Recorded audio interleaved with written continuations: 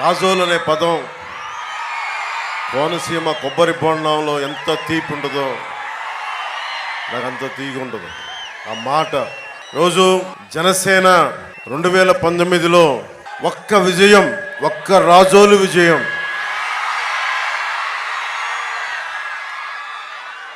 మబ్బులు కమ్మిన చోట, అసలు వెలుతురు లేని చోట, గాఢాంధకారం ఉన్న చోట రాజోలు విజయం చిన్న వెలుగు రేఖ. నాకు మాడపడుచులు, మబ్బుల్లో పరిగెత్తే పిడుగులు లాంటి యువత, మేడలపైన మిద్దెలపైన ఉండి ఆశీర్వదించే పెద్దలు, మీరందరూ నిలబడితే ఈ రోజున ఆ ఒక్క చిన్నపాటి విజయం ఈ రోజున రాష్ట్రానికే, జనసేన రాజకీయ పరిస్థితులకి వెన్నెముకైపోయింది.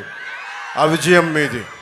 వారాహి ఈ వేదిక మీద నాతో పాటు ఉన్న జిఎం హరీష్ గారికి ఎంపీ క్యాండిడేట్గా తెలుగుదేశం పార్టీ నుంచి సైకిల్ గుర్తు మీద మన హరీష్ గారు పోటీ చేస్తున్నారు, జిఎం బాలయోగ్ గారి అబ్బాయి. అలాగే జనవాణి కార్యక్రమానికి సంధానకర్తగా వ్యవహరించి ముందుకు తీసుకెళ్లిన శ్రీ వరప్రసాద్ గారికి గాజు గ్లాసు గుర్తు మీద మన పార్టీ తరఫున పోటీ చేస్తూ ఉన్నారు. అలాగే ఎక్స్ ఎమ్మెల్సీ టీడీపీ నుంచి రుద్రరాజు పద్మరాజు గారికి మనస్ఫూర్తిగా నా హృదయపూర్వక నమస్కారాలు. BJP ex MLA Manepalli Ayyaji Vema గారికి మనస్ఫూర్తిగా నా హృదయపూర్వక నమస్కారాలు. కొత్తపల్లి సుబ్బారెడ్డి గారికి, మనకి ఎన్నికల్ని పరిశీలకులుగా ఉన్న కొత్తపల్లి సుబ్బారెడ్డి గారికి నా హృదయపూర్వక నమస్కారాలు. లింగోలు పెద్దబాబులు గారికి, సీనియర్ నాయకులు జనసేన పార్టీకి, వారికి నా హృదయపూర్వక నమస్కారాలు. దిరిసెల బాలాజీ గారికి, state joint secretary Janasena party, వారికి నా హృదయపూర్వక నమస్కారాలు. అలాగే గెడ్డం మహాలక్ష్మి ప్రసాద్ గారికి నా హృదయపూర్వక నమస్కారాలు. మేడిచెర్ల సత్యవాణి గారు ఎంపీపీ మల్కీపురం. మనం ఆ రోజు గుర్తుంది సభలో మన మల్కీపురంలో శ్మశానం లేదనేది, ఆ శ్మశానం అవసరాన్ని మనం తీర్చుదాం. అలాగే వనమాలి ములా స్వామి గారు సీనియర్ టీడీపీ నాయకులు, మత్స్యకార సామాజిక వర్గం నుంచి వచ్చిన వారికి నా హృదయపూర్వక నమస్కారాలు. కేతా శ్రీని గారికి MPP, Razole state BCCL secretary Telugu Desam పార్టీకి, వారికి కూడా నా హృదయపూర్వక నమస్కారాలు. ఇక్కడి నుంచి వచ్చిన తెలుగుదేశం కార్యకర్తలకి, జనసేన నాయకులకి, జన సైనికులకి, తెలుగు మహిళలకి, వీర మహిళలకి, యువతులకి, నా అక్క చెల్లెలకి, మా ఆడపడుచులకి, పెద్దలకి మరోమారు ధన్యవాదాలు తెలుపుకుంటాం. మరోమారు హృదయపూర్వక నమస్కారాలు. ఇది మనకి 18 రోజులు మిగిలి ఉంది. 5 సంవత్సరాల నుంచి పనిచేస్తూ ఉన్నాం. ఈ 5 సంవత్సరాల నుంచి మనం రోడ్ల మీదే ఉన్నాం. మొదటి తరం రాజకీయ నాయకుడిని నేను. వైఎస్ జగన్ గారు లాగా వారి తాతల దగ్గర నుంచి, వారి తండ్రుల దగ్గర నుంచి 150 సంవత్సరాలు ఉన్న కాంగ్రెస్ పార్టీల నుంచి వచ్చిన వాడిని కాదు. మన స్వయం కృషి మీద చిన్నపాటి ప్రభుత్వ ఉద్యోగి కొడుకుని నేను మీ అందరి అభిమానంతో నటనలోకి వెళ్ళి మీ అభిమానాన్ని సంపాదించుకొని 2009లో రాజకీయ ప్రస్థానాల్లో భాగస్వామి అయ్యి దాన్ని నిలబెట్టుకోలేకపోయినా ఆ బాధ మన వల్ల కాదు రాజకీయ పార్టీ అని అందరూ అంటే పంతం తీసుకున్నాను, బలంగా తీసుకున్నా. దశాబ్దం నుంచి ఎవ్వరి ఆసరా లేకుండా ఒక్క మీ గుండెల్లో మీరు ఇచ్చిన బలమే ఈ రోజున జనసేన నిలబెట్టింది. జగన్ వెళ్ళిపోయే సమయం అయిపోయింది. శ్రీకాకుళం, విజయనగరం, ఉభయ గోదావరి జిల్లాలు, నర్సాపురం, ఏ మూలకి వెళ్ళినా, నిన్న రైల్వే కోడూరు వెళ్ళినా, రాజంపేట, కడప వెళ్ళినా, తిరుపతి వెళ్ళినా, ఏ మూలకి వెళ్ళినా ఒకటే, ప్రభుత్వం మారిపోతుంది, వైసీపీ ఓడిపోతుంది. దీంట్లో ఏమాత్రం సందేహం లేదు. నేను ఎన్ని చెప్పినా, నేను మీకు ఇప్పుడు కూర్చోబెట్టి ఓటు వెయ్యడమే మార్పు. రాజోలకి మనం ఏం చేయగలం, రాజోలకి మనం ఎలా నిలబడగలం? ఇది కోనసీమ ప్రాంతం. ఇది కొబ్బరి చెట్టుని పెద్ద కొడుకుగా చూసుకునే నేల ఇది. వరప్రసాద్ గారు చెప్తా ఉన్నారు, రాష్ట్ర విభజన జరిగినప్పటి నుంచి కూడా కోనసీమ జిల్లాల మీదే దృష్టి అందరికీ. తెలంగాణ నాయకులు కూడా ఒకటే అనేవాళ్ళు, మీకు పచ్చడి కోనసీమ జిల్లాలు ఉన్నాయి, మీకు ఎక్కడ చూసినా గోదావరి నది ఉంది, నదీ పరివాహక ప్రాంతాలు ఇలాంటివి ఉండి మేము వెనకబడిపోతున్నాం, మీరు బాగున్నారని చెప్పి కేవలం ఉభయ గోదావరి జిల్లాలను చూపించి అభివృద్ధిని చెప్పి ఈ రోజున మనం విడిపోతే నష్టపోయాం మనం ఈ రోజున. అలాంటి ఉభయ గోదావరి జిల్లాలకి గోదావరి పారుతూనే ఉంది ఒకవైపు, కానీ తాగడానికి నీళ్లు లేవు. లంకల గ్రామాలకి చిన్నపాటి వరద వస్తే దారి లేకుండా పోతూ ఉంది, నీటి సౌకర్యం లేదు. ముఖ్యంగా కోనసీమ రైతాంగం మనకి రాజమండ్రికి వచ్చి నాకు క్రాప్ హాలిడే ప్రకటించాం, మా పరిస్థితి ఏంటి అని చెప్పి ఒక్కొక్క కష్టం చెప్తే నిజంగా నాకు కదిలిపోయాను. కోనసీమ రైతాంగానికి మీరు చెప్పిన సమస్యల్ని నా గుండెల్లో తీసుకున్నాను. ఆ రోజు మీరు చెప్పిన పాయింట్స్ అన్నీ రాసుకున్నాం.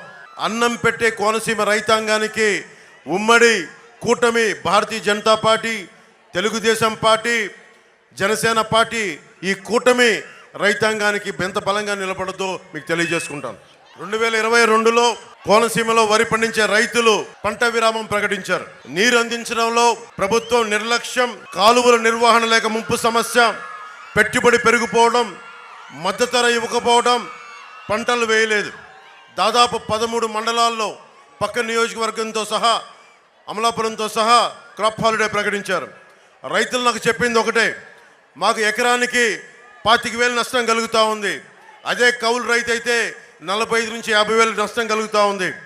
రైతు భరోసా కేంద్రాల ద్వారా అమ్ముకోవాలంటే 1,00,000 నిబంధనలు పెడతా ఉన్నారు. అమ్మినా సకాలంలోకి డబ్బులు రావడం లేదు.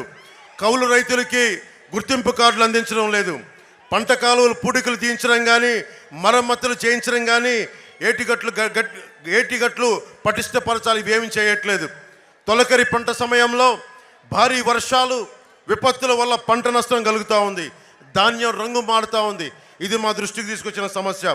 కాలువ గట్లే డంపింగ్ యార్డులు, ప్రతి పంచాయతీల్లో ఉన్న చెత్తంతా తీసుకెళ్ళి కాలువ గట్ల మీద, గోదావరి గట్ల మీద పోస్తుంటే దాంతో కాలువలు, నదులు కూడా కలుషితం అవుతూ ఉన్నాయి. డ్రైనేజ్ కాలువల్లో కూడా పూడుకులు తీలేక మొత్తం మురుగునీరు వచ్చేసి కుళ్ళిపోతూ ఉంది పంట.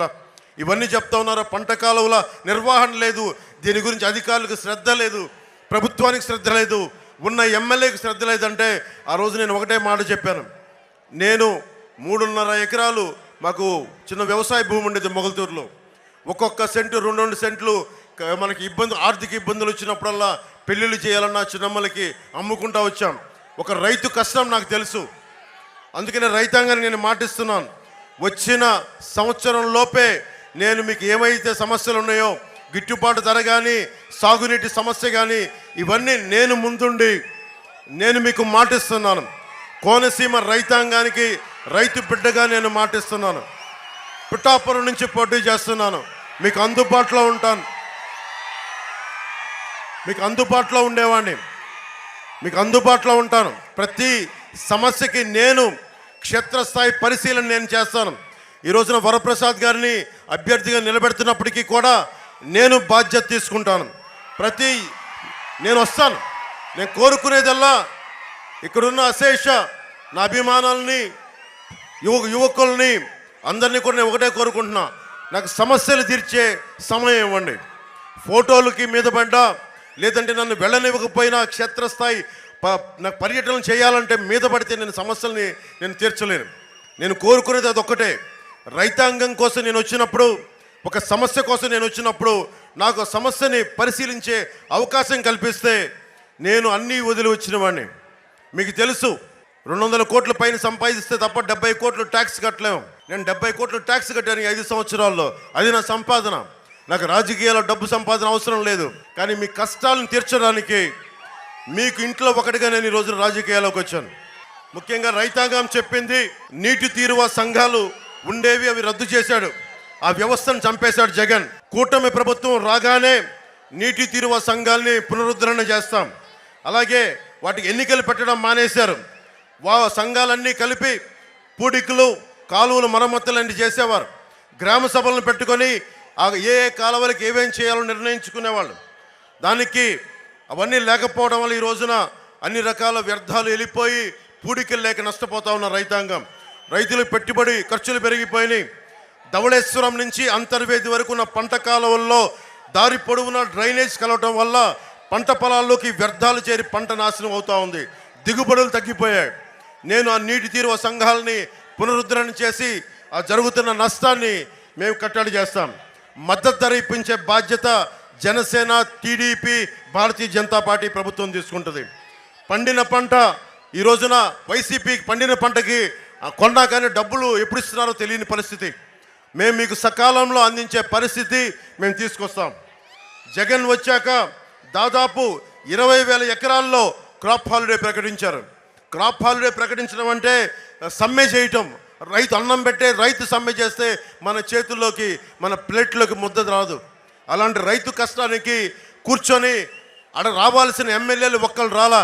ఇక్కడ కూర్చున్న రాపాక 5 ఎకరాల్లో, రాపాక వరప్రసాద్ గారు 5 ఎకరాల్లో ఇల్లు కట్టుకున్నాడు, కానీ కోనసీమ రైతాంగానికి కన్నీళ్లు తోడటానికి మనసు రాలా. అలాగే కోఆపరేటివ్ సెక్టార్, ముఖ్యంగా రైతులకి వ్యవసాయ రుణాలు ఇచ్చే కోఆపరేటివ్ సెక్టార్ని సంపూర్ణంగా చంపేశారు, నిర్వీర్యం చేశారు, భ్రష్టు పట్టించారు. ఒకప్పుడు దాతలను చైర్మన్గా, డైరెక్టర్గా ఎన్నుకునేవాళ్ళు. ఆ ఎన్నికల వ్యవస్థని తీసేసి రైతాంగానికి ఏమాత్రం సంబంధం లేని, ఒక రైతు కష్టం తెలుసుకోలేని, తెలియని వ్యక్తి అయిన ఎమ్మెల్సీ అనంతబాబు అనే వ్యక్తిని అగ్రో లోన్స్ ఇచ్చే కోఆపరేటివ్కి చైర్మన్గా చేశారు. అనంతబాబు అనే వ్యక్తి మీ గురించి మీకు తెలుసు. తన కింద పనిచేసే ఒక దళిత కులానికి చెందిన డ్రైవర్ని చంపేసి డోర్ డెలివరీ చేసిన వ్యక్తి. ఇదే కనుక ఒక చిన్నపాటి దెబ్బ ఇద్దరు కొట్టుకుంటేనే పోలీసులు కేసులు పెడతారు. జగన్ మీద చిన్న గులకరాయి పెడితే మొత్తం ఆ కుర్రాన్ని పట్టుకున్నారు. ఒక డ్రైవర్ ఏ కులానికి చెందినవైనా కావచ్చు, ప్రత్యేకించి దళిత కులానికి చెందిన డ్రైవర్ని ఎమ్మెల్సీ చంపేసి డోర్ డెలివరీ చేస్తే ఈ రోజుకి దానికి అతి గతి లేదు. మళ్ళీ వైసీపీకి ఓట్లు ఏమని అడుగుతాడు.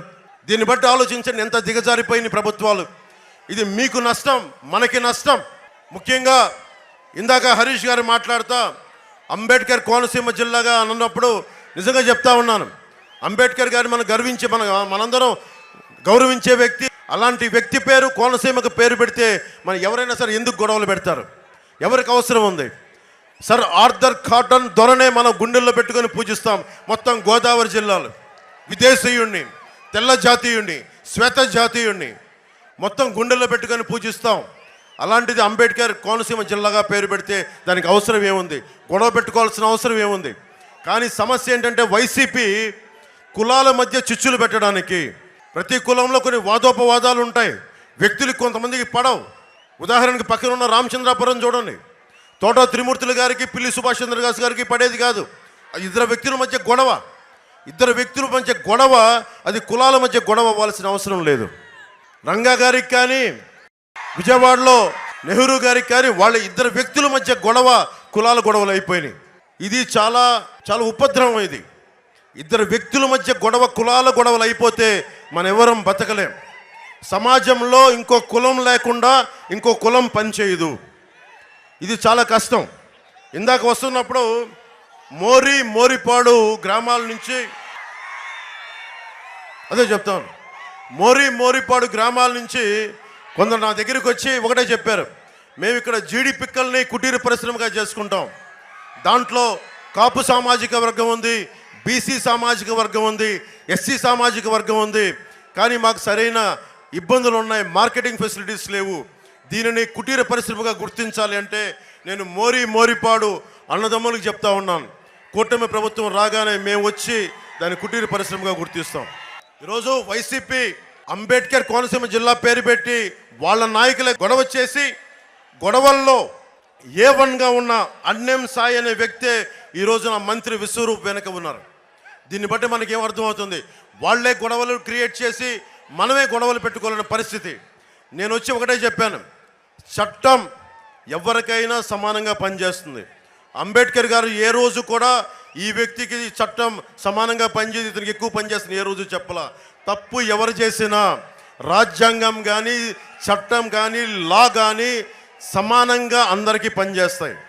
సమాజాన్ని విచ్ఛిన్నం చేసేవాళ్ళు ఏ కులస్తులైనా కావచ్చు, సమానమైన పనిష్మెంట్ ఉంటుంది.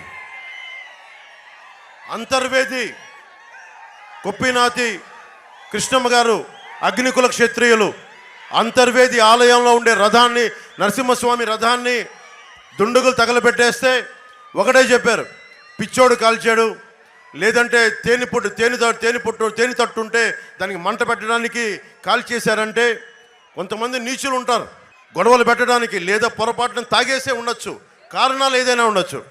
కానీ బాధ్యత గల ప్రజాప్రతినిధులు ఏం చేయాలి? దోషుల్ని పట్టుకోవాలి. మీరు చెప్పండి, ఒక చిన్న గులకరాయి పడితే, ఇంతమంది సమూహంలో జగన్కి ఒక గులకరాయి పడితే నిందితుడిని పట్టుకోగలిగాడు. మనకి అంతర్వేది రథాన్ని కాల్చేస్తే నిందితుడిని పట్టుకోలేపారు ఈ రోజు దాకా. ఏం సూచిస్తుంది అది? ఏం చెప్తుంది అంటే, నువ్వు పట్టుకోవాలంటే పట్టుకోగలవు, నువ్వు నిజంగా దోషులను పట్టుకోవాలంటే పట్టుకోగలవు. కానీ అపోహల మధ్య ప్రభుత్వాన్ని నడపాలి, గొడవల మధ్య మనం కొట్టుకుంటా ఉంటే వాళ్ళు ప్రభుత్వాలు నడపాలి. దీనికి ఇది ఆగాలి.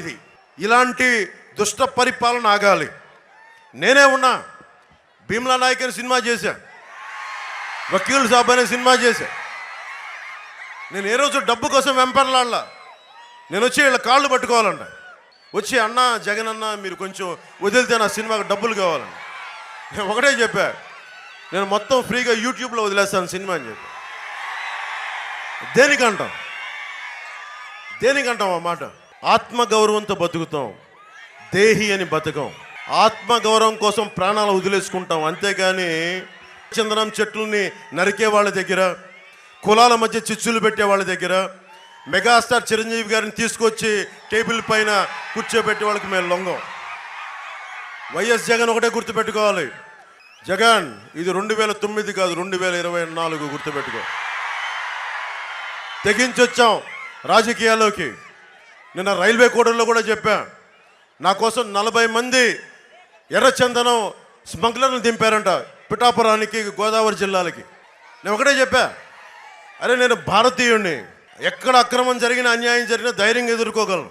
ఒకటే చెప్తా ఉన్నా, నేను పవన్ కళ్యాణ్ని, నేను ధైర్యవంతుని, నాకు అస్సలు భయాలు ఉండవు. ఒకటే జీవితం, ఒకే ఒక జీవితం. కూర్చోబెట్టి జగన్ లాంటి గూండాలకి, పెద్దిరెడ్డి మిథున్ రెడ్డి లాంటి దోపిడీదారులకి భయపడం. ఎక్కడో కూర్చోబెట్టి మిథున్ రెడ్డి అనే వ్యక్తి చెప్తా ఉన్నాడు, ఒకసారి ఢిల్లీలో కనిపించి ఏదో పెళ్లిలో మాట్లాడుతూ ఉంటే, ఎవరో పెళ్లికి వెళ్తే, కేంద్ర మంత్రి పెళ్లికి వెళ్తే ఆయన ఒకటే చెప్తా ఉన్నాడు, మేము మా పీలూరు నియోజకవర్గాలకు కానీ వాళ్ళ చిత్తూరు జిల్లాలకు వచ్చి మా నియోజకవర్గాలకు వచ్చి మా అక్కడ ఏళ్ళు పెడితే మేము ఊరుకోం, అలాగని మేము ఎవరి జోలికి రామని చెప్తా ఉన్నాడు. అంటే ఎవరు మాట్లాడకూడదు వాళ్ళకి, కానీ వాళ్ళు వచ్చి ప్రతి జిల్లాలో ఏళ్ళు పెట్టచ్చు. మిథున్ రెడ్డి వచ్చి తూర్పుగోదావరి జిల్లాలో ఏళ్ళు పెట్టచ్చు, మిథున్ రెడ్డి వచ్చి పశ్చిమ గోదావరి జిల్లాలో ఏళ్ళు పెట్టచ్చు. మనం వెళ్ళి మాట్లాడకూడదు అక్కడ. మిథున్ రెడ్డికి ఒకటే చెప్తున్నా, మిథున్ రెడ్డి గారికి, పెద్దిరెడ్డి గారికి, జగన్ గారికి ఒకటే చెప్తున్నా, ఇది మేం భయపడే వ్యక్తులం కాదు, ఇది జనసేన. ఇది మీరు ఒక చెయ్యి ఎత్తితే మేము 1,00,000 చేతులు ఎత్తుతాం, గుర్తుపెట్టుకోండి.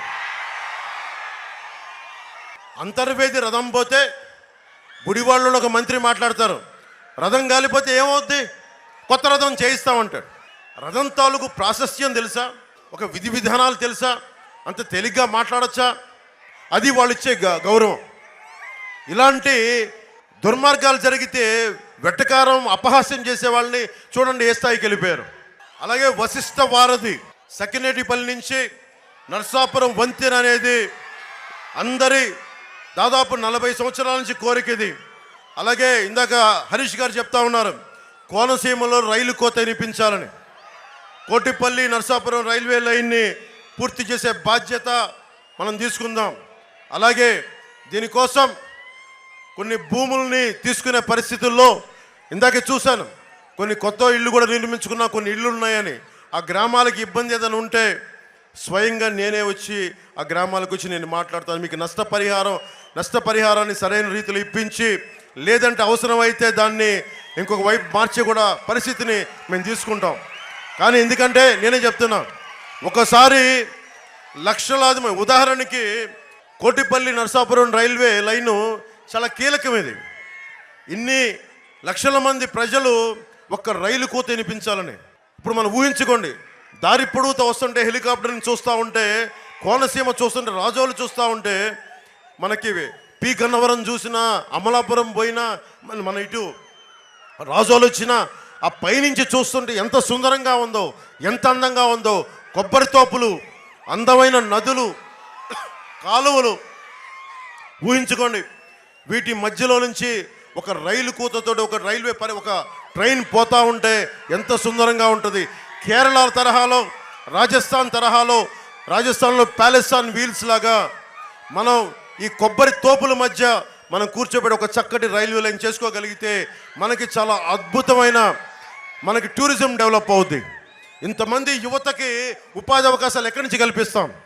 డబ్బులు ఇచ్చుకుంటే వెళ్ళిపోతే సరిపోదు, డబ్బులు ఇచ్చుకుంటే వెళ్తే సరిపోదు. డబ్బులు సృష్టించాలి. సంపదను ఎక్కడి నుంచి సృష్టిస్తాం? మనం పని చేయాలి కదా. ఈరోజు నేను ఇన్ని వేల మందికి కౌలు రైతులకి డబ్బులు ఇవ్వగలిగాను, ఒక్కొక్కరికి ₹1,00,000 చొప్పునంటే నాకు నటన అనే ఒక సమర్థత, ఒక ప్రతిభ ఉంది. చిరంజీవి గారు పెట్టిన భిక్ష అది అది అది అనేది చేయడం వల్ల రాజకీయాలకు చేశాను, రాజకీయాలకు వచ్చా. కానీ నిజంగా ఒక సమర్థత, ఒక ప్రతిభ ఉంటే అది ఒక భీమ్లా నాయక్ సినిమా అయింది, ఒక వకీల్ సాబ్ సినిమా అయింది. సినిమాలు చేస్తే డబ్బు అంటే పని చేస్తేనే డబ్బు వస్తాయి. ఆ డబ్బుకి నేనేం చేశాను? రైతాంగానికి హెల్ప్ చేయగలిగాను. అదే ప్రభుత్వం కూడా సంపద సృష్టించాలి, ఉద్యోగాలు ఇవ్వాలి, ఉపాధి అవకాశాలు కల్పించాలి. రైతాంగానికి సరైన కాలువలు పూడికి తీసి డ్రైనేజీల వ్యవస్థను బాగు చేసి నిజంగా పంట పండే పరిస్థితులు పెట్టాలి, సంపద సృష్టించాలి. అప్పుడు ఎవరికైనా సరే దారిద్ర్య రేఖ దిగువనున్నా కానీ, ఎస్సీ సామాజిక వర్గానికి కానీ, బీసీలకు కానీ ఎవరికైనా సరే మనం డబ్బు ఇవ్వాలంటే సంపద సృష్టించందే ఎంత డబ్బుని అప్పులు తెచ్చి పెడతాం మనం? మీరు చెప్పండి. నేను సంపదను సృష్టించాను కాబట్టే కౌలు రైతాంగానికి ఇచ్చాను. జగన్ చెప్తా ఉన్నాడు, కూటమి ప్రభుత్వం వస్తే మన సంక్షేమ కార్యక్రమాలు ఆపేస్తామని చెప్పాం. సంక్షేమ కార్యక్రమాలు జగన్ చేయట్లా. జగన్ తాత ముల్లే ఇవ్వట్లేదు. ఇది మన డబ్బు. మనం తినే ప్రతి గింజ మీద, తాగే ప్రతి బొట్టు మీద, మనం ఏమి చేసినా పన్నుల మీద పెట్టే ట్యాక్స్ ప్రభుత్వానికి కడుతున్నాం. బ్యాంకులో డబ్బులు ఉంటాయి. బ్యాంకులో డబ్బులు ఏం చేస్తాం? మనకి డిపాజిట్ చేస్తే ఆ మేనేజర్లు వాళ్ళ సొంతది కాదు ఆ డబ్బు. అలాగే ప్రభుత్వం మీద పెట్టిన డబ్బు జగన్ సొంతం కాదు, అది మనందరి డబ్బు. నాయకత్వం ఎలా ఉండాలి అంటే ఏ సమస్యకి ఎక్కువ డబ్బు ఇవ్వాలి, రైతాంగానికి ప్రాధాన్యత ఇవ్వాలా, మహిళలకు ప్రాధాన్యత ఇవ్వాలా, ఏ సమయంలో ఎవరికి ప్రాధాన్యత ఇవ్వాలనేదే నాయకత్వం తాలూకు లక్షణం. వారి కార్యక్రమాలు అలా ఉండాలి. మొత్తం మనందరం రోడ్ల మీదకి వచ్చి కేవలం సంక్షేమం అని చెప్పి అప్పుల్లో చేసి మీకు ఈ రోజున డిఎస్సి నోటిఫికేషన్ కూడా లేకుండా చేశాడు జగన్. మీకు ఉపాధి అవకాశాలు ఉన్నాయా? ఇంత పచ్చటి కోనసీమ ఉంది, మీకు ఉద్యోగాలు ఉన్నాయా? మీకు ఉపాధి ఉందా? ఒకసారి మీరు ఆలోచించండి. అంతర్వేదిలో ముఖ్యంగా మత్స్యకార సామాజిక వర్గానికి కూటమి ప్రభుత్వం ఒక జట్టి రావడానికి, ఒక ఫిషింగ్ హార్బర్ చేయడానికి మేము సంపూర్ణంగా కృషి చేస్తాం. అలాగే మీకు తెలుసు, నేను 2016లో DCA dredging corporation of India అని మనకి హార్బర్లో ఇసుకని పూడికి చేసే బోట్లు ఉంటాయి. ఆ డ్రెడ్జింగ్ కార్పొరేషన్ ఆఫ్ ఇండియా దానికి సంబంధించి నిజంగా కనుక ఇక్కడ ఒక రీజనల్ ఆఫీస్ కనుక పెడితే మన రాజోల్లో మీలాంటి యువతకి చాలామందికి ఉపాధి అవకాశాలు వస్తాయి. ఇది నేను ప్రధానమంత్రి గారితో, కేంద్ర నాయకత్వంతో మాట్లాడి ఇక్కడ ఒక స్థానికంగా ఉండే ఒక కార్పొరేషన్ రీజనల్ ఆఫీస్ని, DCI రీజనల్ ఆఫీస్ని ఇక్కడ డెవలప్ చేసే పరిస్థితిని హరీష్ గారు, మనకి వరప్రసాద్ గారు, మేము బాధ్యత తీసుకుంటాం. ముఖ్యంగా గోదావరి జిల్లాకి ఆధ్యాత్మిక క్షేత్రాలు ఇక్కడ చాలా ఉన్నాయి. ఈ ఆధ్యాత్మిక క్షేత్రాలకు సంబంధించి ప్రతి ఒక్కరికి ఇక్కడ టూరిజం డెవలప్ చేస్తాం. పర్యాటకానికి సంబంధించి ప్రత్యేకమైన దృష్టి పెడతాం. గోదావరి ఒడ్డున బలంగా దిండి రిసార్ట్స్ ఉన్నాయి. దిండి రిసార్ట్స్ ఎంత అద్భుతంగా ఉంటాయో మీకు తెలుసు.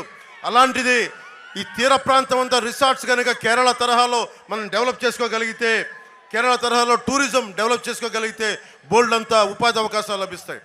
అంతేగాని వచ్చిన ప్రతిదీ కూడా నాకేంటి అని అనకుండా, మనకి లాభాలు లేకుండా, లంచాలు లేకుండా నిజంగా మీకోసం పనిచేసే ప్రభుత్వాన్ని మేము తీసుకొస్తాం. ముఖ్యంగా రాజోల్లో గల్ఫ్ దేశాలకి వెళ్ళే వాళ్ళు ఎక్కువ. ఇక్కడ ఏజెంట్ల మధ్యలో నష్టపోతూ ఉన్నారు. పాస్పోర్ట్ల కోసం, అలాగే పాస్పోర్ట్ దశ నుంచి వర్క్ పర్మిట్ దాకా, వీసా దాకా అవగాహన లేక ఏజెంట్లు వలలో పడి మోసపోతూ ఉన్నారు. దీనికి సంబంధించిన మోసాలు జరుగుతూ ఉన్నాయి అనిపించింది. మేము వరప్రసాద్ గారు ఇక్కడ ఎన్నికలో గెలవగానే గల్ఫ్ దేశాలకు వెళ్ళే వారి కోసం ఒక సహాయక కేంద్రం ఏర్పాటు చేస్తాం. గల్ఫ్ దేశాలకు వెళ్ళే వారి కోసం ఆర్థికపరమైన అవగాహన కూడా ఉండదు. దీనికోసం కనీసమైన అవగాహన కల్పించే ఈ సహాయక కేంద్రాన్ని ముందుకు తీసుకొస్తాం. అలాగే గల్ఫ్ దేశాలకు వెళ్ళే వాళ్ళకి ఎలాంటి స్కిల్స్ నేర్చుకుంటే మీకు మంచి ఉద్యోగాలు వస్తాయి, ఉపాధి అవకాశాలు వస్తాయని చెప్పి కూడా ఆ స్కిల్స్ని గుర్తించి ఇక్కడ ట్రైనింగ్ ఇచ్చి మిమ్మల్ని గల్ఫ్ దేశాలకు పంపిస్తాం. అలాగే రాజోలు ప్రాంతంలో మనకి గోదావరి సంగమం వశిష్ట, మనకి గోదావరి సంగమం చాలా గొప్పది. ఇది అన్నా చెల్లెళ్ళు గట్టు అంటాం మనం దీనిని ప్రపంచమంతా తెలిసేలాగా, దేశం అంతా తెలిసేలాగా జనసేన, టీడీపీ, భారతీయ జనతా పార్టీ కూటమి వల్ల ఈ ప్రతిదాన్ని కూడా అద్భుతమైన టూరిజం స్పాట్గా చేసే అవకాశాన్ని తీసుకుంటాం. ముఖ్యంగా కోనసీమ పి గన్నవరం కానీ, అమలాపురం కానీ, మన రాజోలు కానీ, ఈ మూడిటికి సంబంధించి సినిమా షూటింగ్లకు రావాలి అంటే ఇక్కడ నిజంగా సినిమా స్టూడియోలు డెవలప్ అవ్వాలి ఇక్కడ. ఎందుకంటే ఇన్ని కోట్ల జనాభా పెరిగిపోతుంది. భారతదేశం నుంచి వచ్చి ఈ పచ్చని పరిసరాలని, ఈ గోదావరి తీరాన్ని డెవలప్ చేసుకోవాలంటే నిజంగా ఇక్కడ ప్రభుత్వం తరపు నుంచి సినిమా స్టూడియో లాంటివి డెవలప్ కావాలి. అలాంటివి ఎందుకంటే మనకి తమిళనాడు నుంచి, కేరళ నుంచి, మనకి కర్ణాటక నుంచి, ఉత్తరాది హిందీ రాష్ట్రాల నుంచి, మనకి మిగతా రాష్ట్రాల నుంచి కూడా మనకి వచ్చి ఇక్కడ ఉన్న చక్కటి అందమైన పరిసరాలని షూటింగ్కి అనువుగా ఉండేలాగా, ఎందుకంటే టూరిజం పెరుగుద్ది, మీ అందరికి అవకాశాలు ఉంటాయి, ఉపాధి అవకాశాలు పెరుగుతాయి, బోళ్ళంతమందికి సినిమా రంగంలో కూడా మీకు బలమైన అవకాశాలు వస్తాయి. అది కూడా మేము ముందుకు తీసుకెళ్తాం. దేవస్థానం భూముల్ని అన్యాక్రాంతం అవుతున్నాయి. చాలా లాస్ట్ టైం పోయినప్పుడు ఇవన్నీ అడ్డగోలుగా దోచేశారని చెప్తా ఉన్నారు. దేవుడి మాన్యాలు ఎవరు తీసుకెళ్ళినా చాణక్యుడు చెప్పినట్టుగా తరాలు ఎగిరిపోతాయి. దేవుడు మాన్యం ఎవరు ముట్టుకున్నా తరాలు ఎగిరిపోతాయి, గుర్తుపెట్టుకోండి. దేవుడి మాన్యాలని తిరిగి దేవస్థానికే చెందేలాగా మేము బాధ్యత తీసుకుంటాం. అలాగే రాజోల్ని స్మార్ట్ సిటీ చేస్తామని ఓఎన్జీసీ ప్రకటించినా దానిని వెనకాల పడే వాళ్ళు ఎవరు లేరు. అలాగే రాజోల్ని స్మార్ట్ సిటీ చేసే బాధ్యత హరీష్ గారు, వరప్రసాద్ గారు, మేము కూటమి ప్రభుత్వం తీసుకుంటుంది. ముఖ్యంగా ఓఎన్జీసీ కానీ, గెయిల్ కంపెనీలు కానీ వారికి ఒకటే తెలియజేస్తా, మీరు కనుక పోయినసార్లా మీరు అండగా నిలబడండి. ఈసారి మా కొద్దిపాటి మెజారిటీ కాదు, ఆయన్ని ఎంపీగా భారీ మెజారిటీతో గెలిపించండి, ఈయన ఎమ్మెల్యేగా భారీ మెజారిటీతో గెలిపించండి. ఏం జరుగుతుందో చెప్తాం. ఓఎన్జీసీ, గెయిల్ పైప్ లీకులు జరుగుతూ ఉన్నాయి, పర్యావరణం దెబ్బతింటూ ఉంది. మన ప్రతినిధులు వెళితే మనకి గెయిల్ కానీ ఓఎన్జీసీ ప్రతినిధులు వాళ్ళ దగ్గర దాదాపు 200 కోట్లు తీసేసుకొని మన ప్రజలు నష్టపోతూ ఉన్నారు. నేను కేంద్ర ప్రభుత్వంతో మాట్లాడి, మీకు తెలుసు ప్రధానమంత్రి గారి స్థాయికి వెళ్ళి కూర్చొని నాకు మాట్లాడగలిగే సత్తా ఉన్నవాడిని, అమిత్ షా గారితో కూర్చొని మాట్లాడగలిగేవాడిని, ఎంటైర్ ఈ రోజున కూర్చొని అలయన్స్ని రెడీ చేసిన వాడిని. మీరు వెళ్ళి పంపిస్తే నేను వెళ్ళి కూర్చొని మాట్లాడతాను. ఓఎన్జీసీ అధికారులతో కానీ, రిలయన్స్ కానీ, గెయిల్ కానీ ఏమైతే లీకులు ఉన్నాయో నేను వచ్చి క్షేత్రస్థాయి పరిశీలన చేస్తాను. ఒక రాజకీయ నాయకుడిగా, ఒక పార్టీ వ్యవస్థాపక అధ్యక్షుడిగా నేను ఏం మాట్లాడినా ప్రజా పోరాటం అవుద్ది తప్ప, రేపొద్దున వరప్రసాద్ గారిని మీరు ఎమ్మెల్యేగా లోపలికి పంపి చట్టసభలోకి పంపించిన, హరీష్ గారిని మనకి లోక్సభకు పంపించిన మాకు బలం ఉంటుంది, గొంతు పట్టుకొని నిలదీసి అడగగలం. గెయిల్ చేత, ఓఎన్జీసీ చేత ఈ పైప్ లైన్ తాలూకు కాలుష్యాన్ని తగ్గించి ప్రతి గ్రామం పచ్చదనం పోకుండా మీ ఆరోగ్యాన్ని సంరక్షించే బాధ్యత, కాలుష్యం లేకుండా చేసే బాధ్యత మేము తీసుకుంటాం. ఎమ్మెల్యే రాపాక వరప్రసాద్ గారి అవినీతి, 5 ఎకరాలు ఇల్లు కట్టుకున్నారు ఆయన. సెంటు పట్టా పేరుతోటి పేదలకి ఉచిత ఇళ్ల స్థలాలు 1000 కోట్ల అవినీతి జరిగింది. ఆ 1000 కోట్ల ఈయన కూడా ఒక చిన్నపాటి షేర్ తీసుకున్నారు. పట్టాలు ఇచ్చిన భూములు తక్కువ రేట్లు కొని ప్రభుత్వానికి దాదాపు 4 ఇంతలు ఎక్కువ డబ్బులు ఇచ్చుకున్నారు. ఈ స్థలాలన్నీ, ఇచ్చిన స్థలాలు బాగున్నాయా అంటే అన్ని నదీ పరివాహక ప్రాంతాలు, చెరువులు, శ్మశానాల మధ్యలో, పల్లప ప్రాంతాల మధ్యలో ఇవ్వడంతో పేదలు ఇల్లు కట్టుకునే పరిస్థితి లేదు. పేదలకు ఇల్లు కట్టలేని ఎమ్మెల్యే కత్తి మండలం, ఒక మల్కీపురం మండలం కత్తి మండలంలో ఒక 5 ఎకరాల్లో మంచి భవనం కట్టుకొని ఉన్నాడు. మన ఓట్ల మీద గెలిచి పేదలకు ద్రోహం చేసి కూర్చొని మల్కీపురం మండలంలో 5 ఎకరాలు ఇల్లు కట్టుకున్న వ్యక్తి. అదొక్కటే కాదు, ఇసుక కూడా బెదిరించి తీసుకున్నారు, ఇనుమును కూడా వ్యాపారుల నుంచి బెదిరించి తీసుకున్న వ్యక్తి, ప్రైవేట్ స్థలంలో ప్రభుత్వ నిధులతో ఇల్లు కట్టుకున్న వ్యక్తి. అంతర్వేది రథం దగ్ధమైతే ఆయన కూర్చోబెట్టి ఈ రోజు దాకా దాని మీద ఏం మాట్లాడాల. సకినేటిపల్లిలో ఫైర్ స్టేషన్ కావాలి 2019కి అడిగిన రాపాక గారికి జగన్ పంచన చేరాక ఈ రోజుకి ఒక ఫైర్ ఇంజిన్ గురించి అడగాల్సిన మనసు రాలా.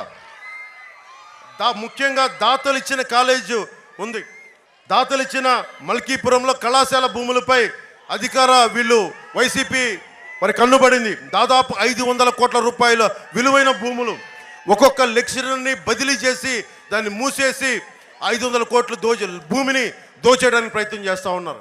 వైసీపీ నాయకులకు ఒకటే చెప్తున్నాం, 18 రోజులు మేము ప్రభుత్వాన్ని స్థాపిస్తున్నాం. ఒక్కొక్క అవినీతి పరుని రోడ్డు మీదకి లాక్కొచ్చి మీ చేత ఫైన్ కట్టిస్తాం. అలాగే చింతలమర్రిలో రాపాక గారు పర్మిషన్ లేకుండా చెరువులు తవ్వకాలు చేస్తున్నారని దృష్టికి వచ్చింది. ఇక్కడ ఓఎన్జీసీ పైప్ లైన్ రొయ్యల చెరువులు పెరిగిపోవడం వల్ల తాగునీరు కూడా ఇబ్బందిగా ఉంది. ఇందాక వరప్రసాద్ గారు అదే చెప్తున్నారు, ఇంత నీరుండి కూడా తాగునీటికి ఇబ్బంది ఉంది అంటే కేంద్రం ప్రధానమంత్రి గారి నాయకత్వంలో జల్ జీవన్ మిషన్ ఉంది. ప్రతి ఇంటికి కుళాయి ఉచితంగా స్వచ్ఛత రక్షిత మంచినీరు కావాలి. అది ఈ రోజుకి చేయలేకపోతా ఉన్నారు. మేము చెప్తున్నాం, కనీస మౌలిక అవసరాలు తాగడానికి కనీసం మంచినీళ్ళు కూడా ఇవ్వలేని పరిస్థితి. రోడ్లు వేస్తే వేసిన 2 రోజులకే గుంతలు పడిపోయే పరిస్థితి. ఇవన్నీ మారాలి. ఆ రోజు మీకు గుర్తుంది, నేను ఇదే రాజులకు వచ్చి మీరు రోడ్లు వేస్తారా, నేను వచ్చి నా శ్రమదానంతో రోడ్లు వేయినా మా జన సైనికులతో అడిగితే మీకు ఎన్ని గంటలు వేసారో మీకే తెలుసు. ఈసారి అలా అడగట్లా, మనం కూర్చొని దగ్గరుండి వేయిద్దాం. ఒక్కొక్క అధికారి చేత మనకి లంచాలు అవసరం లేదు, మనకు అవినీతి అవసరం లేదు. మొత్తం ఏ రోడ్లు ఏ మౌలిక అవసరాలు ఉన్నాయో అన్ని దగ్గరుండి ఒక్కొక్కరి చేత మెడలు వంచి పని చేద్దాం. ఒక్కొక్కరి చేత ఆంధ్రప్రదేశ్లో వైఎస్ జగన్ పాలనలో కొన్ని విచిత్రమైన పరిస్థితులు జరుగుతూ ఉన్నాయి. ఎవరు ఎదురు మాట్లాడితే, ముఖ్యంగా అమరావతిలో ఎస్సీ రైతులు మాకు రాజధాని కావాలని మాట్లాడితే వాళ్ళ మీద ఎస్సీ కులాల మీద ఎస్సీ ఎస్టీ అట్రాసిటీ యాక్ట్ పెట్టారు. ఎవరన్నా సరే సొంత కులం మీద, నేను ఒక మాల సామాజిక వర్గానికి చెందిన వ్యక్తి లేదా మాదిగ సమాజానికి చెందిన వ్యక్తి అయితే నేను అడిగితే నా మీదే ఎస్సీ ఎస్టీ అట్రాసిటీ కేసు పెట్టారు. అసలు అది రాజ్యాంగానికి అంబేద్కర్ గారి స్ఫూర్తికి విరుద్ధమైంది. అలాగే కొంతమంది బీసీ నాయకుల మీద కానీ ఎవరైనా కానీ ఫాల్స్ ఎస్సీ ఎస్టీ అట్రాసిటీ యాక్ట్లు. అందువల్లే బీసీలకి రక్షణ చట్టం పట్టుకొస్తుంది ప్రభుత్వం.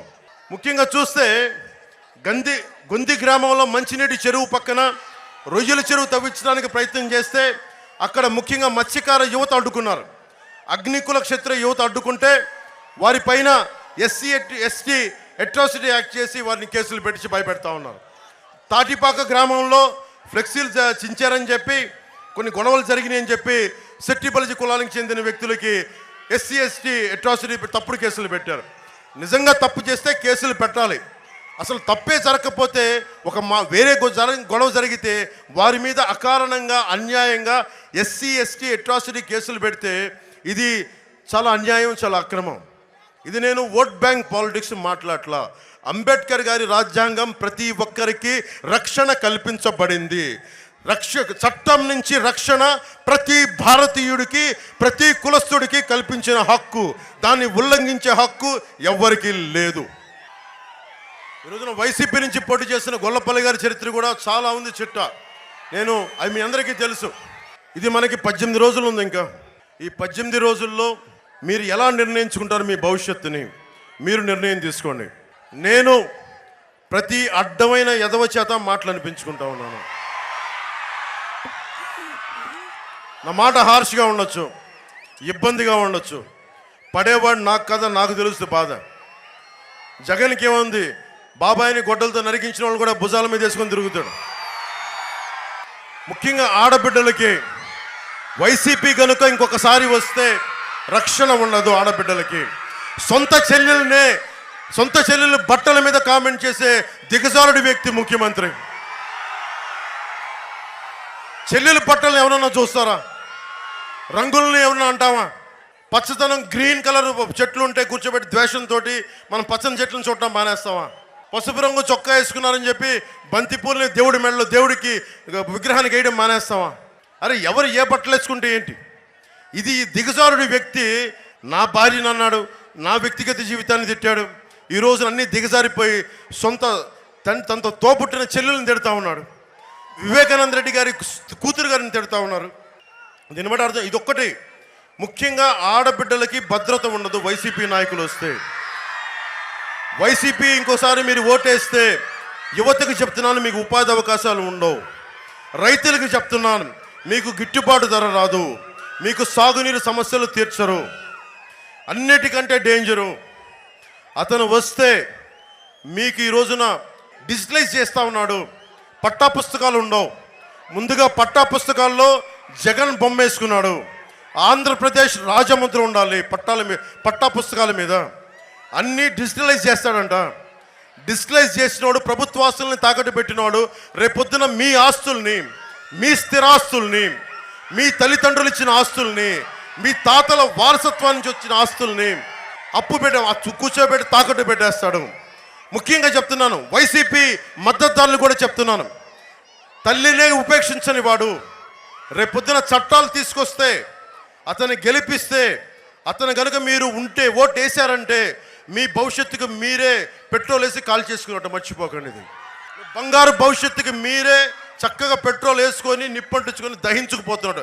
దయచేసి వైసీపీకి ఓటేస్తే మీ నాశనాన్ని మీరే కొని తెచ్చుకున్నట్టు మర్చిపోకండి. ఇది ఎందుకంటే మీరు డిఎస్సి నోటిఫికేషన్ ఇవ్వలా. నేను ఏ హామీలు ఇదే చెప్పారు, సూపర్ 6 కానీ, అలాగే నేను చెప్పాను సూపర్ 6లో 2 జనసేన ప్రతిపాదించినవి కూడా ఉన్నాయి. అవి కాకుండా చంద్రబాబు గారికి చెప్పాను మా జనసేన పథకాలు కూడా ఇంకొక 4 కావాలి అంటే ఈ రోజున మనకు 30 తారీఖున మేనిఫెస్టో రిలీజ్ చేస్తాం. ఆ మేనిఫెస్టోలో చూడండి, అన్ని వర్గాలకి, ఎస్సీ వర్గాలకు కానీ, ఎస్టీ వర్గాలకు కానీ, ముస్లిం వర్గాలకు కానీ, కాపు, బీసీ ఏ కులాలకు సంబంధించిన అయినా సరే అన్ని పథకాలు ఉన్నాయి. ఆ పథకాలని ముందుకు తీసుకెళ్లే బాధ్యత జనసేన తీసుకుంటుంది. నేను ముందుండి నడిపిస్తాం, బాధ్యత తీసుకుంటాం, జవాబుదారీ దాన్ని తీసుకుంటాం.